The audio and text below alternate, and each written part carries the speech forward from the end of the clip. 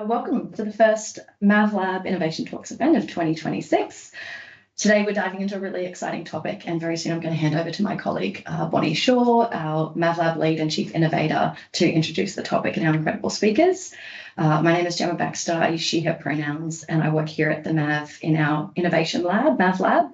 I'm the innovation program manager, and it's my great pleasure to work on these talks with some of our awesome MAV colleagues and spotlight the work across the state, which is genuinely inspiring and incredible.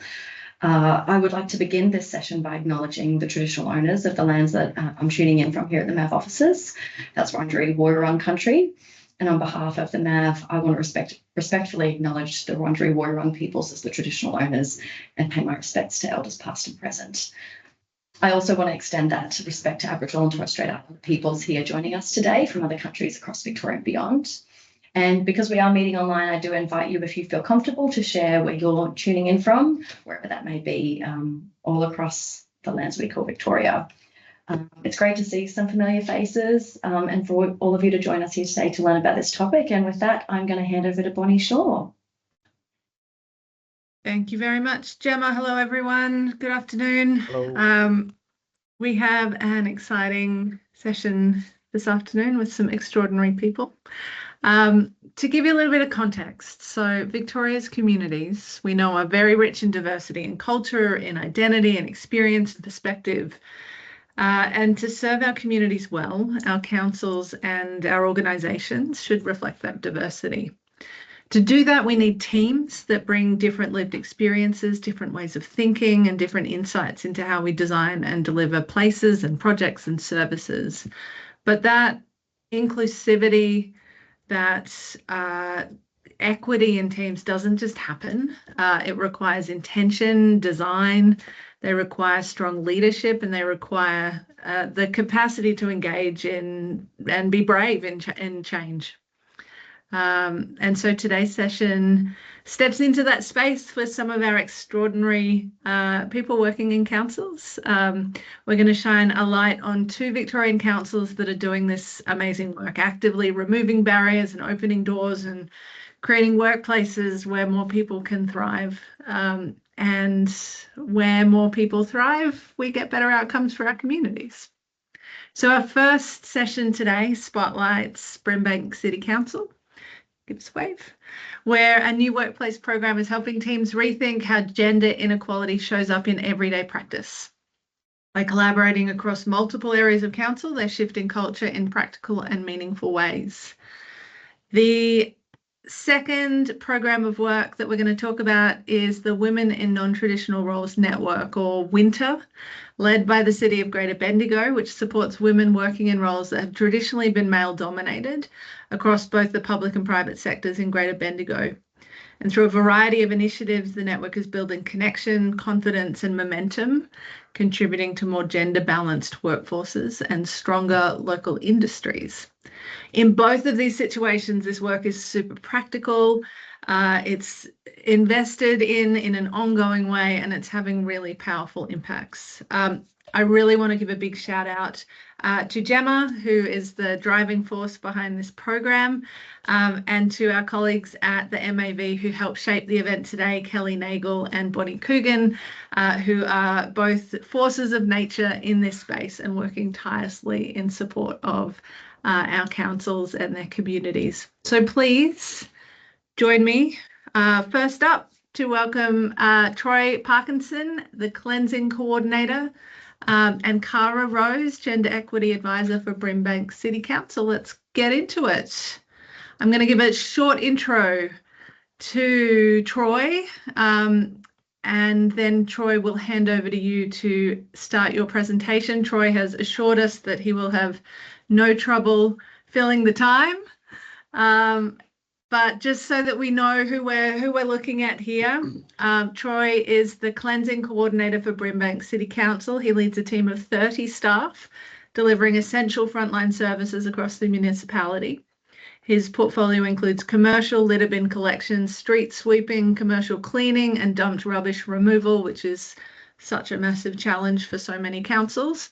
All services that play a vital role in maintaining public health, safety and community pride. Troy has over 30 years of experience in local government, including the past 17 years in leadership roles. He brings deep operational knowledge and a strong people-focused approach to his work.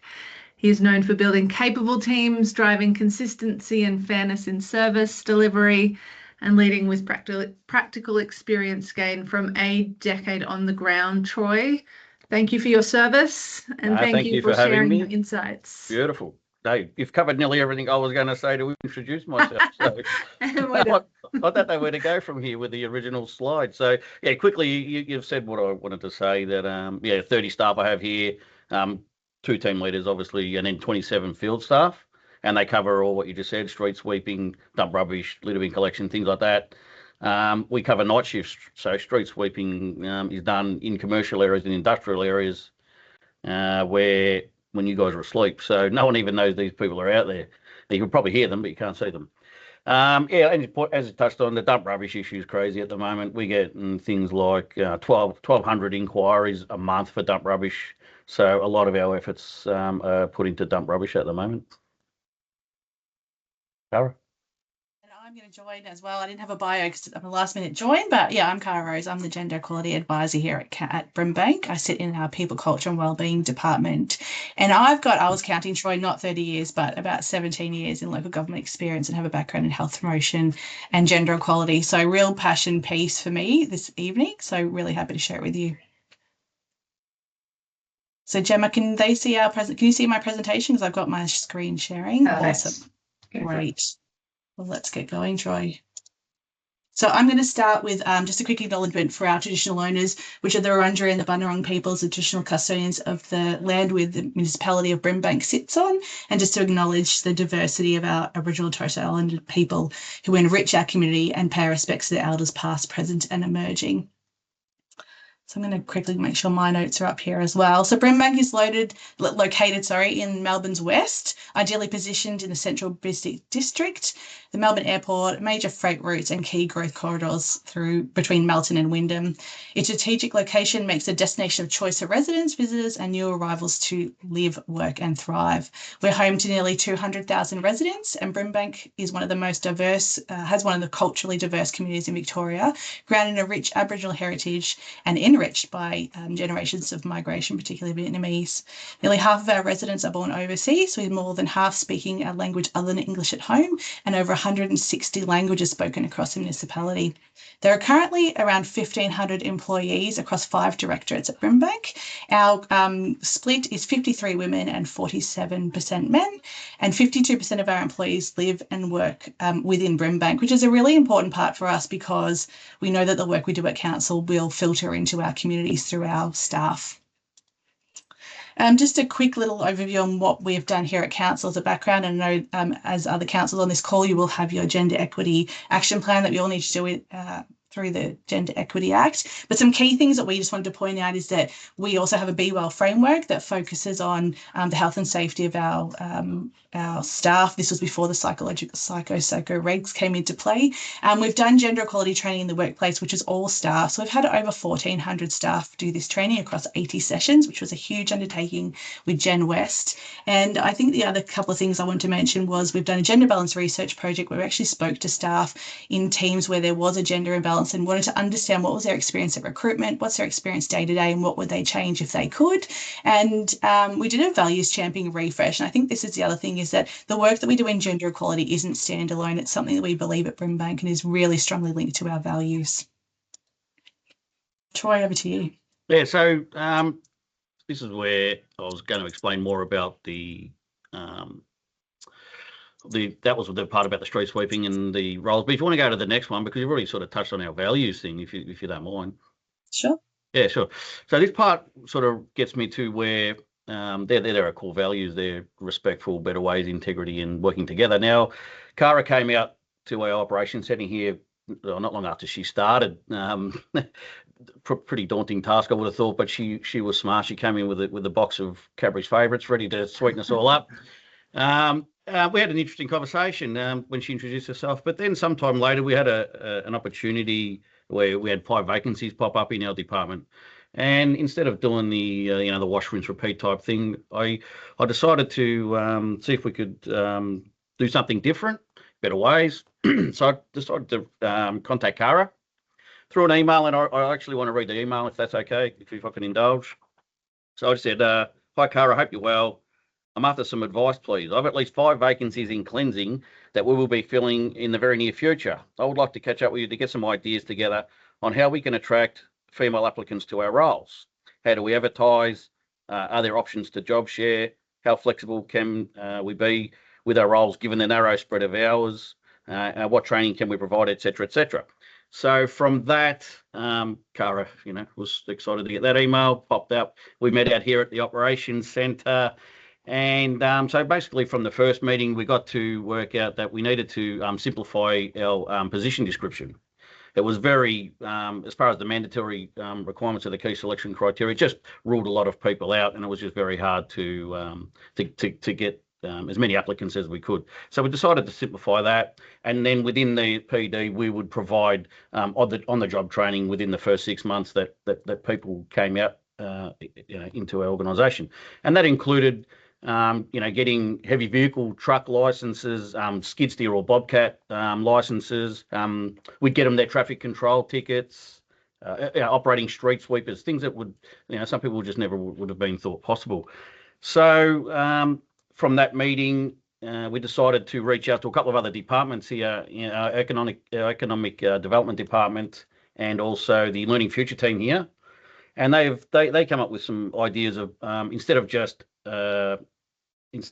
advertising in the normal way of putting it on Seek or the internal Brimbank website, that we'd also put a link out in the Brimbank Facebook page, and this was a dedicated link just to this role, so a standalone role.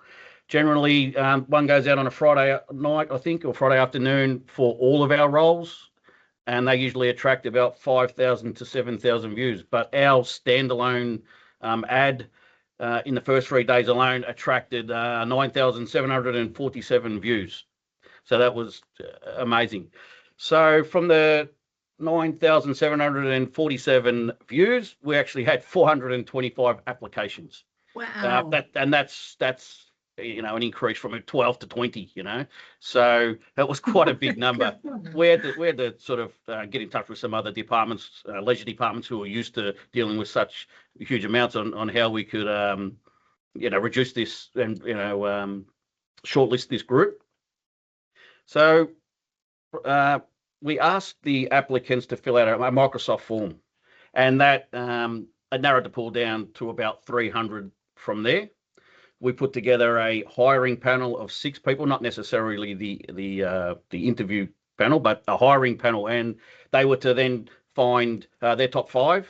So we brought it down to 30, and then from there, so that was very exhausting work. But from there, what we did, we brought them in for a group interview into our training centre here, where we could just observe them and see how they work and interact with things like that. We brought in an icebreaker activity, so we got 2 people to quickly sort of have a chat, interview each other, and then they would introduce that person to the rest of the group.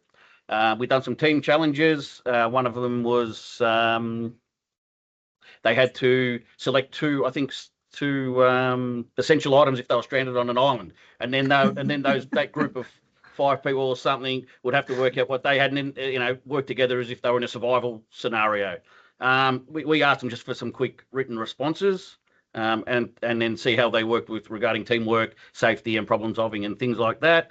And then lastly, we done a site walk around our operations centre here, so they actually got to see firsthand the size of the trucks, what they would be dealing with. The size of the depot, actually, operations centre is quite big, and it can be overwhelming. And we also presented a quick little video, which I got one of the team leaders to make here, and Cara's about to share.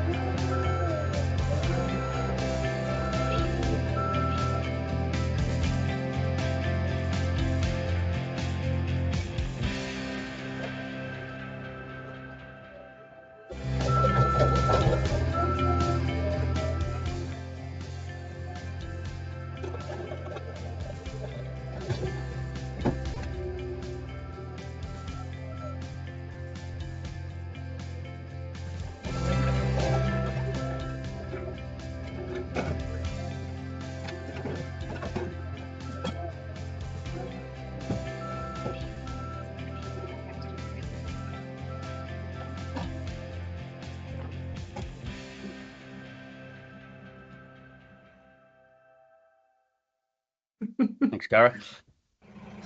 Oh, we don't have to play it again now. Okay. No. So after the evaluating all those people, with the group interviews and that, we decided to get it down to 12. There was 12 individuals that we wanted to bring in for then the one-on-one interview. And I just want to point out, because I can see Kim here, Kim was successful in obtaining one of those positions, and she's joining me tonight. So I'm happy to see Kim here, because we actually done a little bit of an interview with Kim as well. So Kim's going to share some of her experience working here. My name is Kim, and I am a multi-skilled officer here at Brimbank. So as a multi-skilled officer... Oh dear. Does that stop playing for you? I get to do lots of different tasks. So driving different vehicles, from street sweeper to the footpath sweeper, so the multi-hog. We drive cage trucks, and we're picking up all the different rubbish. We're cleaning the streets, gutters, all of that sort of stuff. Just making Oh, not happy with the internet. sure that the streets are safe and clean for our residents.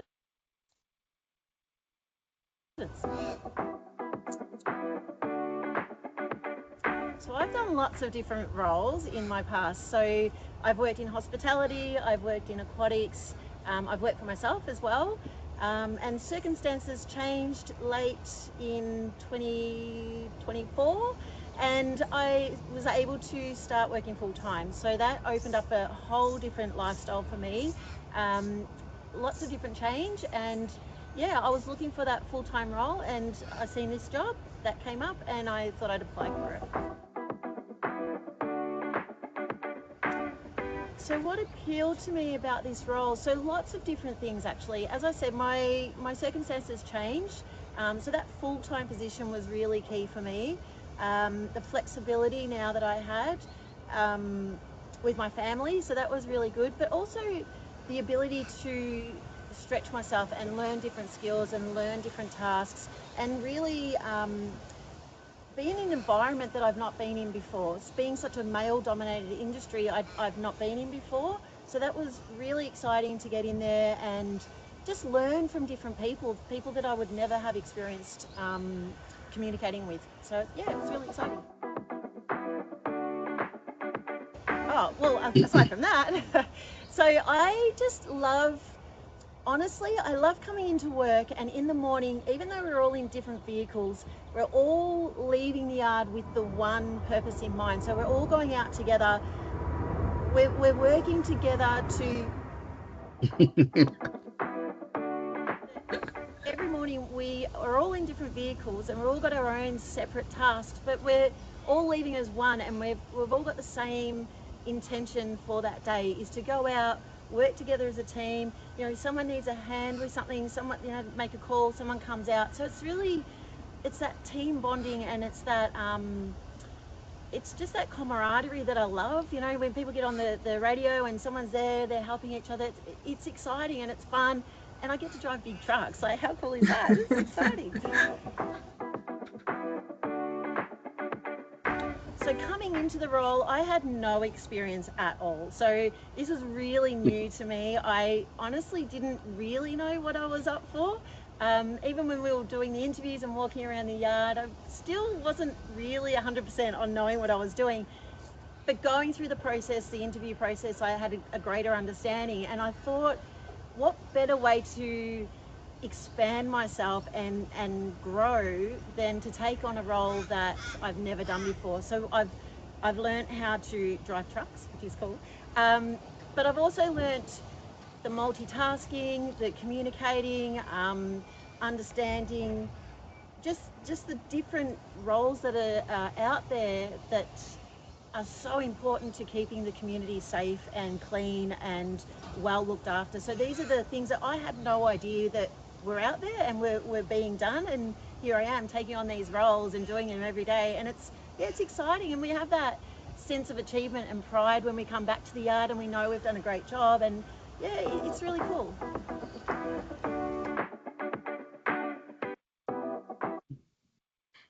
There you go, Kim, you're famous. Well done. So I just want to finish on my little bit before Cara finishes it off about it was our first time that we've obviously done something like this, so there were some things that we learnt from this, even though it was a positive experience. It just did highlight. There was one particular part where the hiring panel that I was talking. It's actually up there. The hiring panel. We were coming from a lot of different angles, so we had this bias about someone wanted just the technical skills. One of us wanted us to really be able to foster these people and mold them and grow them for us. So that was probably a challenge, but also a good thing because we're all coming from different angles. Well, the gender representation there, unfortunately, of the 12, only 2 identified as females.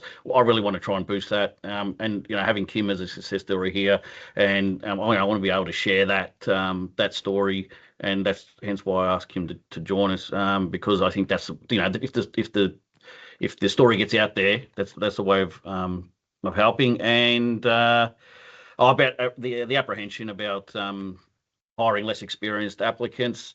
We got over that. As I said, we'll be able to train them the way that we could. So it was apprehensive at the start, but I'm more than comfortable. And watching people flourish, with limited skills at the time, it's great. It's a bit rewarding. It's a bit like a proud parent moment.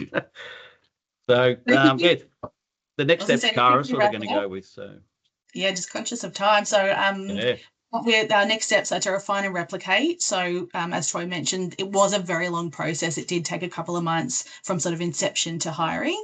And that was definitely a barrier. But now that we've done these learnings, we know that where we can condense the process. We've got an employee mobility project that'll focus on attention, recruitment, onboarding, internal movement, offboarding of employees, which this project and the employee research project we did will really feed into that, along with our employee values proposition, which again is like, why do we want to come to Brimbank? What are you going to get from Brimbank when you're here? And how do we make sure that we value and keep building you as an employee? And then, of course, everyone, our new Jeep action. So we'll definitely be looking at pay gap and that gender segregation space. So thanks for listening today. We really appreciate the opportunity to share up.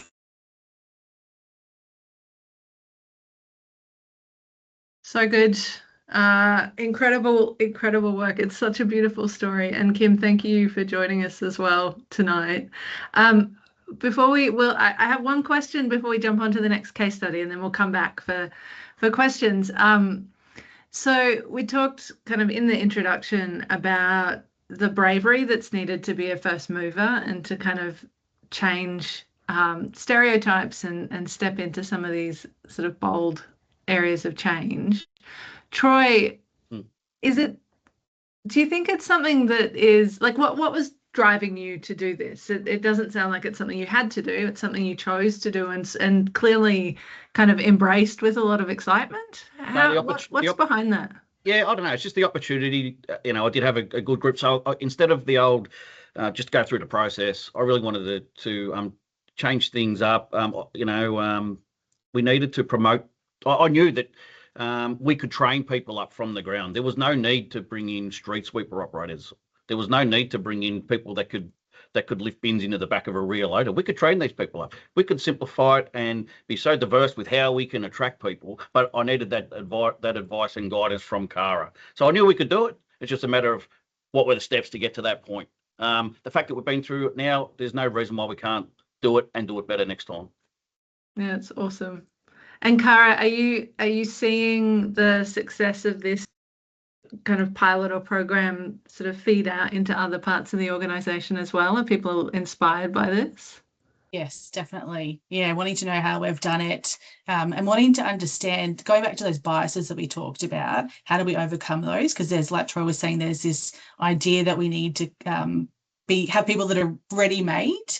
But the thing at Brimbank is that there's a real focus on culture and uplift. And what we wanted to focus on in the roles where you don't need to come with these qualifications is, what are you bringing to the culture? Look, we want to enhance what we have. We have a terrific workforce, but how do we enhance that through diversity? So it's exciting to see how much more we can roll it out and make it BAU. I think that's that key piece, that it's no longer a pilot or something special, but it's just the way we do recruitment. That's awesome. Definitely the culture change has been huge in the last couple of years. It's a big contribution to it. As Kim would know, we put a lot of work into it, so it has been a massive shift, positive shift. Yep. So great. One of the Google did a big study. It's called the Aristotle Project. Over about 12 years, they looked at what drives innovation in teams and sort of high performance innovation in teams. And it comes down to basically two things: trust and respect. And you guys clearly have so much of that for each other and for the people that you're working with. It's really beautiful to see. Yeah, thanks. Great. All right, I'm going to come back to you. But next, we're going to make a bit of space for Nikki Williams, who is the Coordinator of Community Inclusion at the City of Greater Bendigo, where Nikki is leading work across disability access and inclusion, reconciliation, cultural diversity, LGBTIQA, IA+, inclusion, gender equity, and programs including Free from Violence and the Welcoming Cities program. With over 15 years of experience in community inclusion, health promotion, and social equity, Nikki is known for her collaborative leadership and commitment to inclusive community-led change. She has held several acting leadership roles within the city, including acting manager of community partnerships, building strong expertise in strategic planning, stakeholder engagement, and inclusive policy development.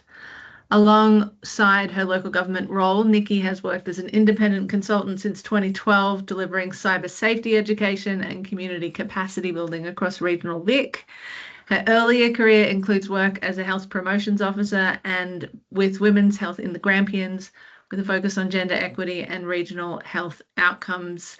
Please welcome Nikki, and can we be best friends? It sounds really impressive when you write that does. down like that, but I don't know if I'd struggle if I had to think about how to do a resume. Thanks, Bonnie, for that. I'll share my screen. We did trial the tech earlier. Fingers crossed. Looking good. Awesome. So thanks for that, Cara. I feel a bit of pressure after following you and Troy's presentation. I've added a few little tidbits to mine while I was listening along. So thanks for the introduction, Bonnie. Yeah, Nikki Williams, City Greater Bendigo. I've been here, I think, 15 and a half years and worked across a variety of roles, but I just love local government and every day is an adventure. So I also like to acknowledge the Dja Dja Wurrung country that I'm working on today and just behind me as well, and acknowledge that City of Greater Bendigo also covers Taungurung country. Also wanting to acknowledge I've stepped into this space to help out after our previous gender equity officer Felicity resigned from the city earlier in the year, but a lot of this work should be acknowledged to her and what she did in this space. So Greater Bendigo, it's a really growing, developing space. We've got a population of about 125,000 residents. We're the third largest economy base in Victoria and are a service and infrastructure centre for the North Central Victoria. And it's quite a large geographical area as well. Our percentage of population is changing really dramatically and rapidly up in Bendigo. We've got a 9.7% population born overseas, but a growing multicultural cohort. And yeah, a bit like Cara, public health promotion background, which is, I think, a lot of us find our way into local government because it's a great skill set to have. So I'm going to jump in quickly and show you a video that gives a great overview of the program. It may be a little bit grainy, but hopefully you can all hear it. The Women in Non-Traditional Roles Network, the WINTR Network, connects and supports women working in male-dominated jobs across Greater Bendigo. It helps women stay in these roles and progress their careers through female-focused networking and mentoring. Key activities include the Winter Lunch and Learn and Winter Coffee Roulette. At Winter Lunch and Learns, participants gather half-yearly to hear from a local female senior leader in a male-dominated industry over a complimentary lunch. At Winter Coffee Roulette, participants from different organisations are paired up every 2 months for a casual coffee catch-up. This simple, low-cost program helps women connect, share experiences and support each other through the challenges and opportunities of working in a male-dominated field. Networks established at WINTR also help the city create its first Young Women in STEM work placement program. WINTR is led by the City of Greater Bendigo and operates through a strong partnership model. It brings together over 120 women from 20 participating organisations across state and local government, tertiary education, mining, banking, policing, construction and manufacturing. Participants say the network reduces isolation, builds their confidence and creates opportunities that were previously out of reach. This approach in a local government context shows that diversity and inclusion initiatives can be taken beyond the workplace to reach the broader community. The WINTR network is a simple, scalable model based on genuine partnerships that takes best practice beyond our doors and embeds it in the wider region.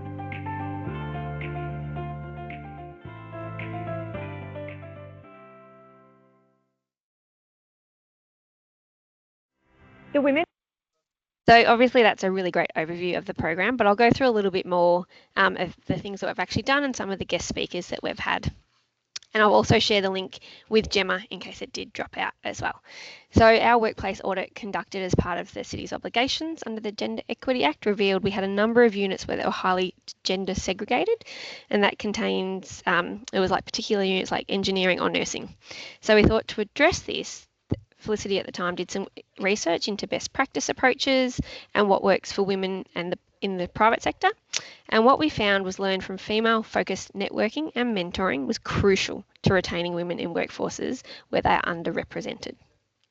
Alongside this, the city recognised that the Coffee Roulette initiative we're running in-house for our women in leadership was particularly well received. So we all get an email once a month to someone else in the city and we catch up and have a coffee, and it's an amazing way to meet people across units. I've been here 15 years and I'm still meeting people I've never met that have been here for like 6 or 7. So it's a great way to meet other units and learn what they do. And so that really helps with connection, belonging and mentoring across the city. So we thought, why can't we use that for WINTR as well? So WINTR was helped to create and address the poor representation and retention of women in the male-dominated fields in regional Victoria. So WINTR has the 2 elements, Coffee Roulette. Participants from different organisations will be paired up every 2 months for a casual coffee catch-up. It's really simple. It's really low-cost program. We do it through Coffee Roulette, which is an outsourced company, but we're looking at matches that are like $1 each when they match people, so it's really cost-effective. And it helps women meet each other across Bendigo as well and build their support networks. And then we had WINTR Lunch and Learn. So we had 3 of these in the pilot. So I'll go through what we did across our pilot. But we gather women across Greater Bendigo to hear insights from local female leaders who are in senior roles in male-dominated fields. And then it's followed by a lovely complimentary lunch where everyone can network. So we do it here in Galkangaroo. We have a kind of theatre space down the bottom. And then we book out the whole hallway and all the rooms, and we provide some lovely catering from a female multicultural business owner as well. So this is a picture of our first WINTR. This was like the launch.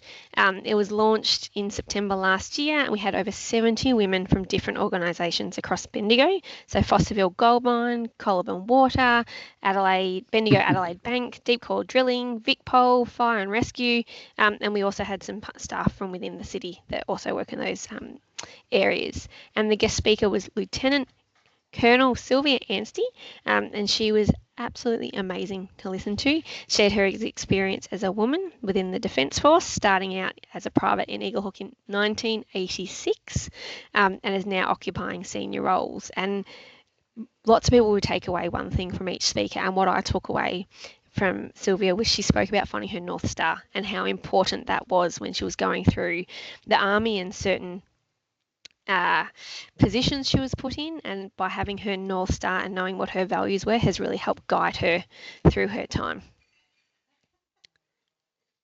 And then in March we had Marnie Baker, who is also local, born and bred in Bendigo. So it's amazing, not only have senior leaders, but many of them are born and bred in Bendigo and had most of their career here. So Marnie was the former CEO of Bendigo and Adelaide Bank, and she came along as a guest speaker. She spoke very candidly about her experience. She went from being an admin secretary all the way through 35 years later being the CEO in the bank. And she spoke a lot about when she first started out, like she had kids, and at that time lots of people had to give up careers. It was so interesting to hear what she has faced and her resilience. And she spoke about, she was quick to remove the smokescreen that people can have it all, and really encouraged attendees to think about what trade-offs you're willing. And it was really funny listening to her going, I felt bad because she didn't go to all her kids' sporting events. And then the kids are like, we don't care, Mum. So everything she felt mum guilt about, her kids are like, eh. So it was really interesting, and that you can have it all, but maybe not all at the same time. And that was the only photo we took, was her selfie. So that's what we use. The third one is Professor Carol McKinsky. So she was really interesting because not only is she a leader in her own right, she's got a master's and a PhD. She runs the La Trobe Rural School of Health. She was the chair of the academic board and deputy dean, but she was also the first ever female chair of the Bendigo Football and Netball League. So really interesting space. She's unfortunately just lost her space on the board after about 10 or 15 years, but really interesting listening to her about what it was like being in that male-dominated space in the AFL. So we had 3 sessions. Each speaker was incredibly different, brought a different lens to it, whether it's from the private sector or defence. Like, it's really important to get different views, and I think each one people have taken away that little spark or that little key tidbit with them. It's been fantastic. So what WINTR means for women in underrepresented workplaces, we get a heap of great feedback from those that attend. But the approach addresses issues raised by female staff in male-dominated fields within the organisation, and it works to strengthen their networks, not within only in the organisation, but across Greater Bendigo. In some of these areas, we might have engineers. They might be the only female engineer in the whole organisation. So it really helps to build that connection across Greater Bendigo. Participants noted that they expanded their connections within the organisation, helped them to meet other women, hear the experiences of other women and challenges support decision making. And I think hearing other women's journeys is always really important, that storytelling element. And the model's simple and adaptable and scalable, but I can talk about that a little bit later. It's connected 127 women across those 3 sessions from 20 organisations, from really small organisations to the big Fosterville Gold Mines, Colaburn Waters. But not only that, throughout WINTR, it's helped some little offshoot projects as well that have bloomed out of it. So it sparked a conversation with La Trobe, and we co-hosted the Nurturing Talent and Diversity for Innovation workshop.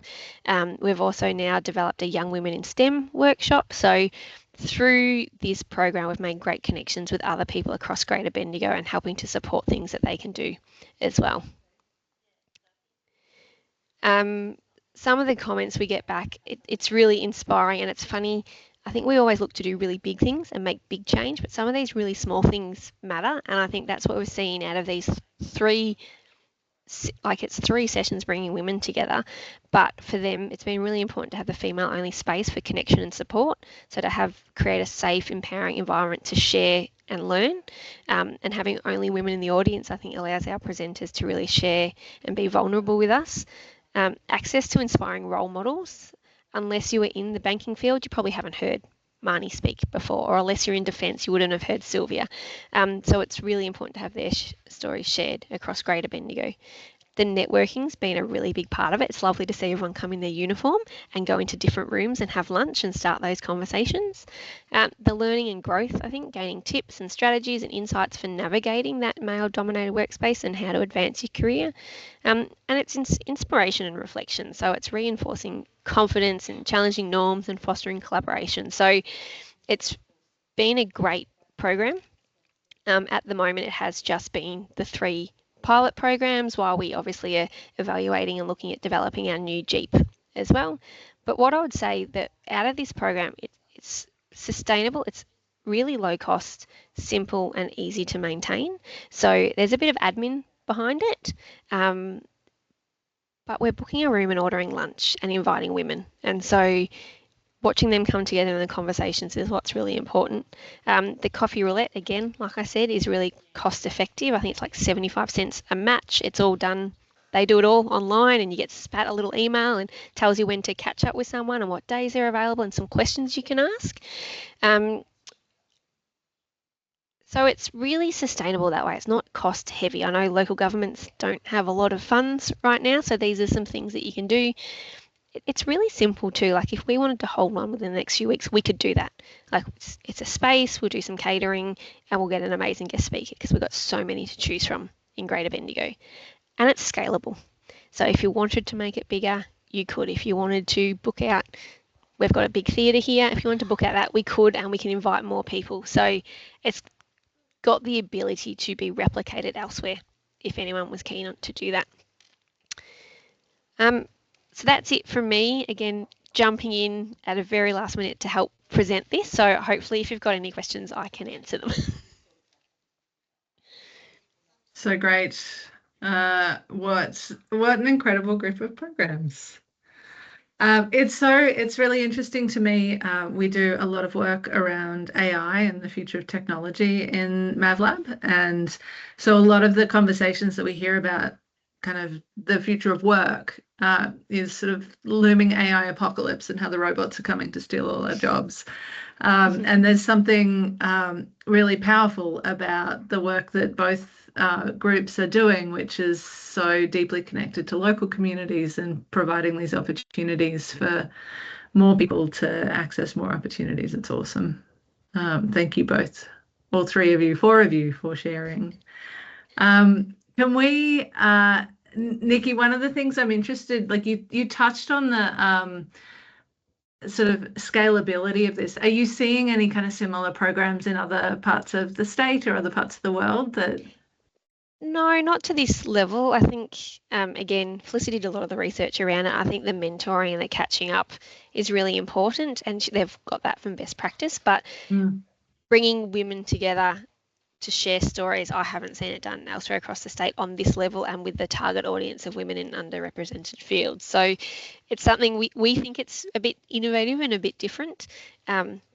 But it's something that we think we can play a pretty important role in local government, obviously connecting people and bringing them together. And again, it'll probably be in action in the next Jeep, just because it was so popular, and people, when we had our last one, were like, oh, it's the last one of the pilot. Everyone's like, what? Like, they were so shocked. So it's a really, they want to keep coming and they want to keep listening and they want to keep learning and connecting to each other. So.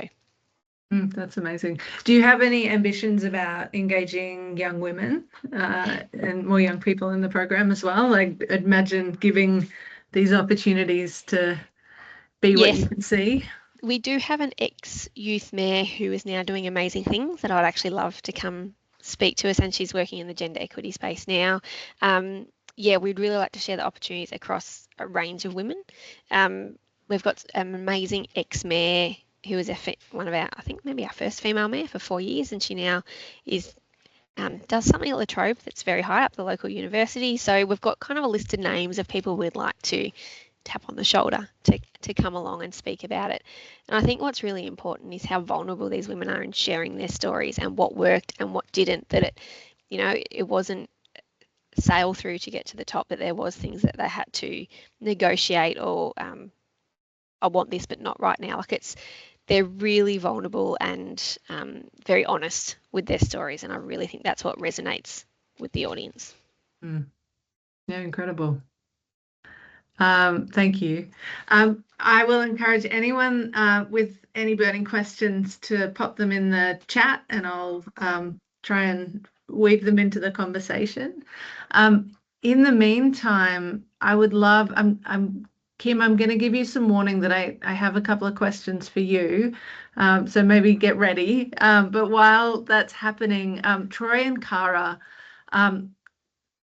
going back to this idea of sort of local engagement, from those hundreds of applications that you received for these roles, did you see an increase or a higher volume than usual of local residents, Brimbank, people that live in Brimbank applying for these roles? Yeah, I can. Yeah, so what I found by being able to put it out, go through those different departments that we went through rather than just Seek and our website, that we reached a lot of those underrepresented groups, you know, so to speak, from different ethnicities and all that type of stuff, who really, even if English isn't their first language, but were able to understand what was going on because it was shared in other languages. So their applications came through thick and fast. I'd never seen it before, something like that, and we didn't have to.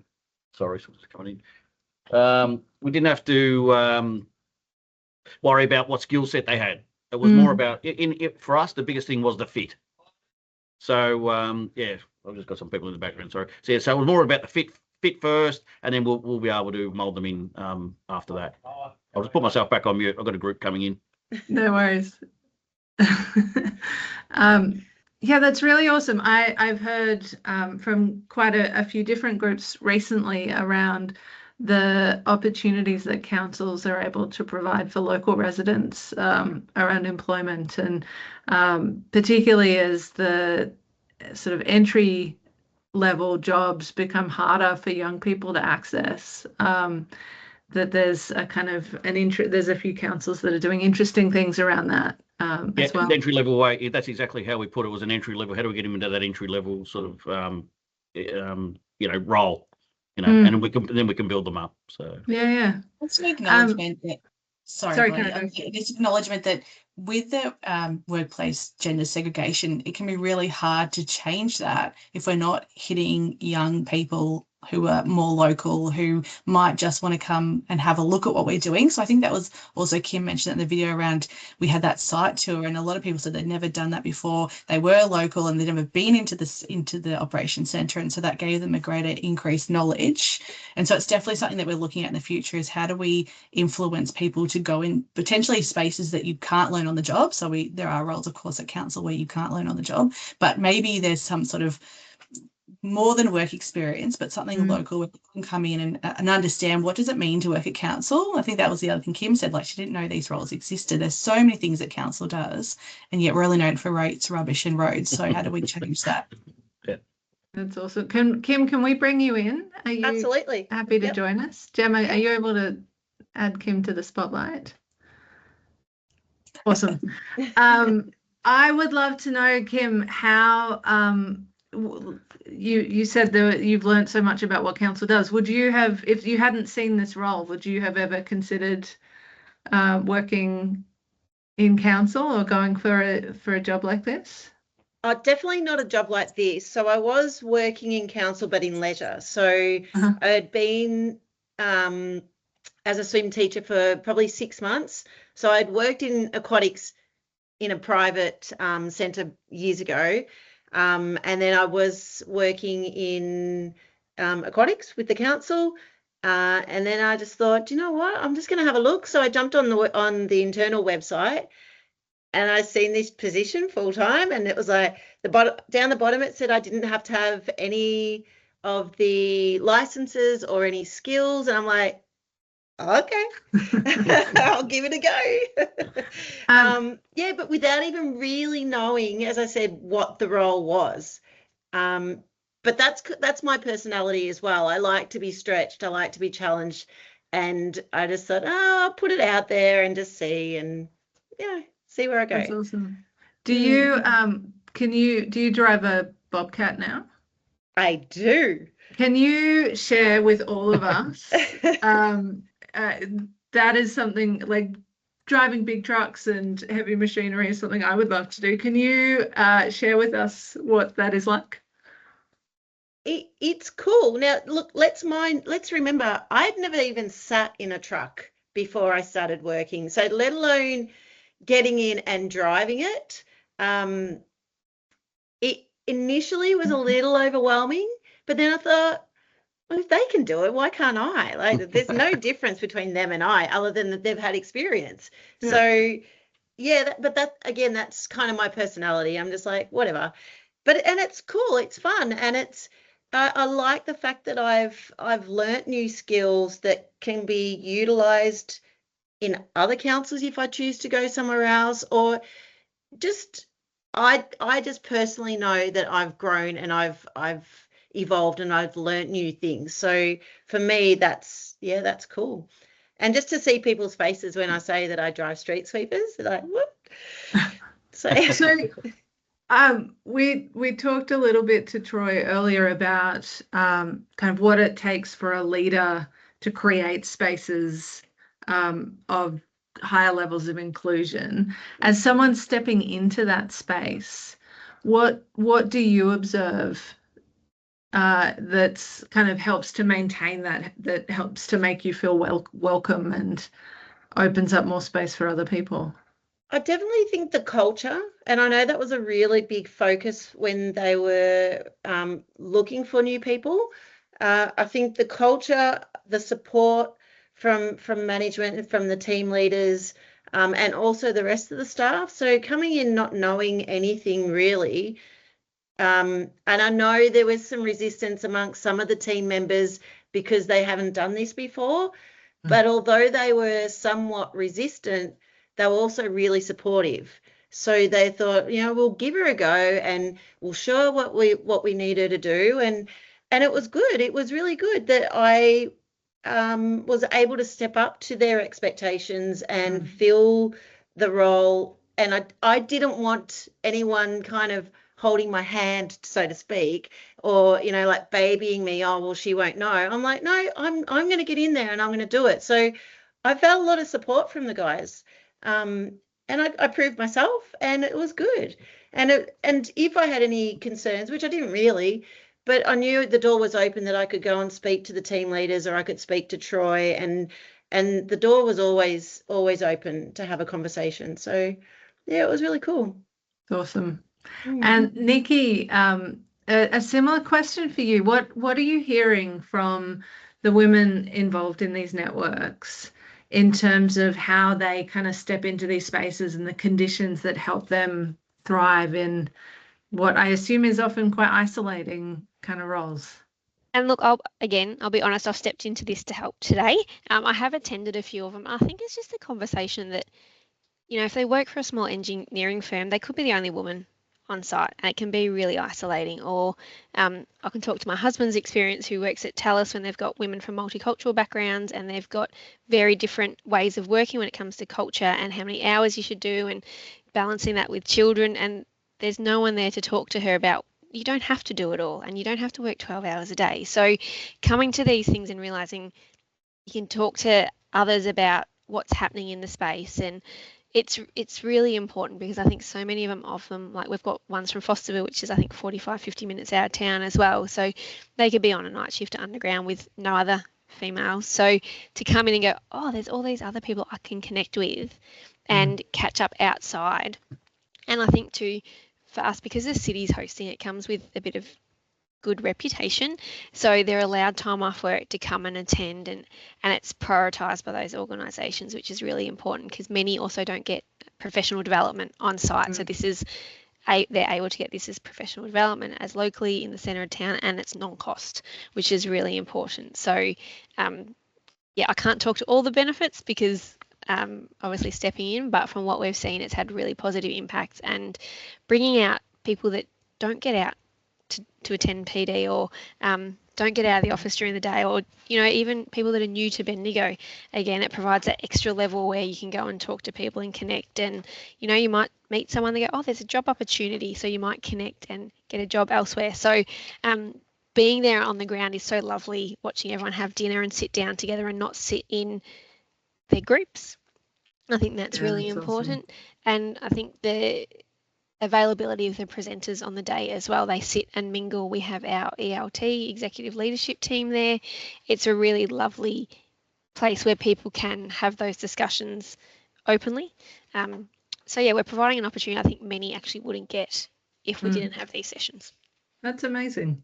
All right, we've got a couple of minutes left. I'm going to do a whip around the group, starting with you, Cara, and just ask you if there are people on the call tonight or that watch this in the future that are keen to replicate this or some of these programs, or are inspired and want to set up something of their own. What is your number one recommendation for them? Only one. I think, and it's been said a few times, that it's about being brave. I think that's, for me, that's been the takeaway, that this information is not necessarily new. We've got Jeeps. Most councils have some sort of gender equality or similar kind of role. But I think the key thing for me and Troy, and you can see there's a lot of mutual respect that's happening here with me and Troy, but for me, it's the bravery that Troy lived our values, particularly better ways, and challenging his own stereotypes, his team stereotypes, to do something different and see that the positive outcome I knew that would be the case, but I think that example happening in himself and in his own team sort of made that stronger connection. It wasn't just the chocolates. I'm glad. All right, Kim, you go next, and then I'll go to Nikki, and Troy, you'll bring us home, all right? Sure. I've forgotten the question. I wasn't listening. I'm sorry. If there were people inspired by the stories today, yes, and they wanted to do something similar or replicate the programs that you all have showcased, what's your one big piece of advice that you would give them to help them be successful?